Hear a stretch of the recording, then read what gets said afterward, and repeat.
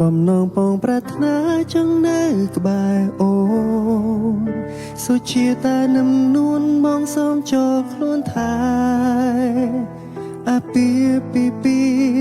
ជាសា Congratulations ចាញីទៅថ្ងៃនេះគឺជាថ្ងៃលៀងភាពនៅលាលរវាងបងស្រីហើយនិងបងប្រុសអញ្ចឹងណាអ្នកគ្នាអ្វីដែលសំខាន់អ្នកចូលរួមថ្ងៃនេះគឺប្រូសបល់ខ្លាំងមែនតើអ្នកគ្នាមានអីជូនពរចាអត់ថ្ងៃសិរីសួស្ដីថ្ងៃពិសេសរបស់គាត់អញ្ចឹងនិយាយរួមទៅគ្រាន់តែឃើញគាត់ហុចបាត់ផ្កាឲ្យគ្នានឹងពួកខ្ញុំឡើងប្រូសបល់រួមភ្ញាក់ហ្មងដល់គ្នាហើយសម្រាប់កម្មវិធីនេះដែរអ្នកចូលរួមអត់ច្រើនទេអ្នកគ្នាចាគាត់ invite តែអ្នកស្និទ្ធបងប្អូនហើយអ្នកស្គាល់មកល្មមដើម្បីចូលរួមកម្មវិធីរបស់គាត់អញ្ចឹងណានិយាយមែនអរគ្នាចំណែកជាមួយនឹងបងសិតពិតជាសមគ្នាខ្លាំងមែនតើហ្មងអ្វីដែលសំខាន់ណាបើដឹងពីប្រវត្តិជូរចត់នៃស្នេហាគាត់ទៀតដល់ទៅដឹងថាពិបាកហើយតស៊ូប៉ុណ្ណាជាមួយគ្នារហូតដល់ថ្ងៃនេះអញ្ចឹងណាមួយនេះផងតើបានទេ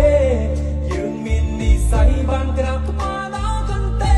ក្នុងនាមជាស្វាមីបានថ្នាក់ថ្នមថ្លៃគ្រប់ពេល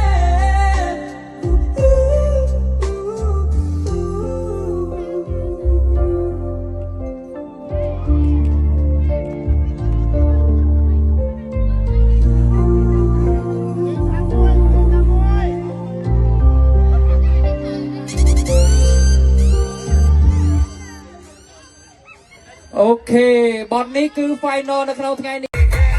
Everybody hands up say 1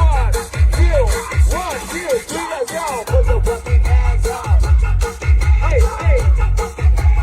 hands up hands up hands up hands up